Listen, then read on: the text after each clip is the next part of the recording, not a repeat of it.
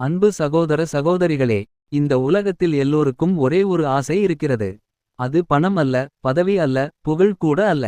மக்கள் என்னை புரிந்து கொள்ள வேண்டும், மதிக்க வேண்டும், விரும்ப வேண்டும் என்ற ஆசை தான். ஆனால் பலர் வாழ்க்கையில் தோல்வியடைவது திறமையினால் அல்ல, உளவியலை புரிந்து கொள்ளாததால்தான். ஒரு மனிதனை ஈர்ப்பது அவனுடைய தோற்றம் மட்டும் அல்ல. அவன் பேசும் வார்த்தைகள், அவன் காட்டும் உணர்வு, அவன் எதிரிலிருப்பவருக்கு கொடுக்கும் முக்கியத்துவம், இதுவே உண்மையான ஈர்ப்பு. உளவியல் என்ன சொல்கிறது தெரியுமா?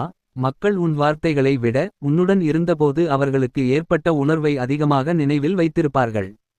நீங்கள் ஒரு அறையில் நுழைந்தவுடன் எல்லோரின் கவனமும் உங்கள் மீது விழ வேண்டும் என்றால் அதிகமாக பேச வேண்டிய அவசியமில்லை.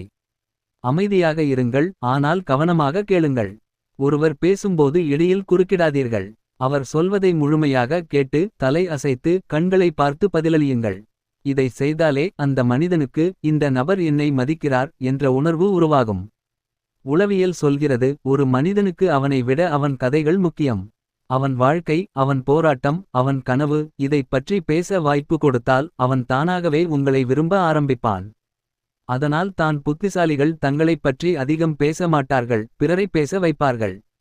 இன்னொரு முக்கியமான விஷயம் வார்த்தைகளின் சக்தி. நீ ஏன் இப்படிச் செய்தாய் என்று கேட்டால் அது குற்றச்சாட்டாக இருக்கும். அதே விஷயத்தை நீ இப்படிச் செய்ததற்கு என்ன காரணம் என்று கேட்டால் அது புரிதலாக மாறும். ஒரே கருத்து, ஆனால் உளவியல் ரீதியாக பெரிய வித்தியாசம். உங்களை அனைவரும் விரும்ப வேண்டும் என்றால் குற்றம் சாட்டும் மொழியை தவிர்த்து புரிதலின் மொழியை பயன்படுத்துங்கள். இன்றைய உலகில் மக்கள் மிகவும் பிஸியாக இருக்கிறார்கள். ஆனால் உண்மையில் அவர்கள் பிஸியாக இல்லை, மனதளவில் சோர்வாக இருக்கிறார்கள். யாராவது ஒருவர் நீ எப்படி இருக்கிறாய் என்று உண்மையாக கேட்டாலே அவர்களுக்குள் ஒரு நிம்மதி பிறக்கும். அதனால் தான் சிறிய அக்கறை கூட பெரிய ஈர்ப்பாக மாறுகிறது. உளவியல் சொல்லும் இன்னொரு ரகசியம், உங்கள் உணர்ச்சிகளை கட்டுப்படுத்தும் மனிதன் தான் சக்தி வாய்ந்தவன்.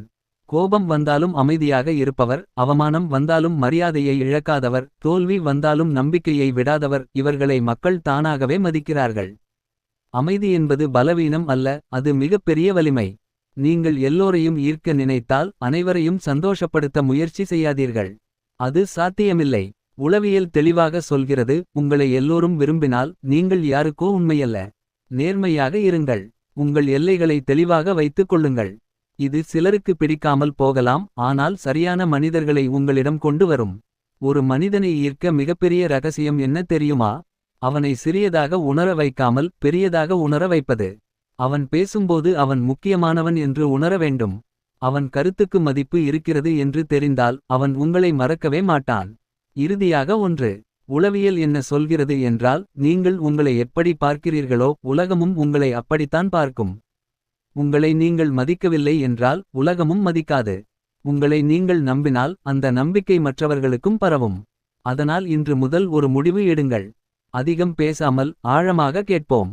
குற்றம் சாட்டாமல் புரிந்து கொள்வோம். கோபத்தை அல்ல, அமைதியை தேர்வு செய்வோம். இதை செய்தாலே மக்கள் தானாகவே உங்களை நோக்கி ஈர்க்கப்படுவார்கள்.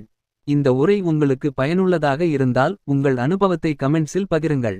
இப்படியான உளவியல் மற்றும் வாழ்க்கை மாற்றும் உரைகளை தொடர்ந்து பார்க்க எங்கள் யூடியூப் சேனலை சப்ஸ்கிரைப் செய்யுங்கள். இந்த வீடியோவை உங்கள் நண்பர்களுடன் பகிருங்கள். நினைவில் வைத்துக் கொள்ளுங்கள், மக்களை ஈர்ப்பது ஒரு திறமை அல்ல, அது ஒரு மனநிலை.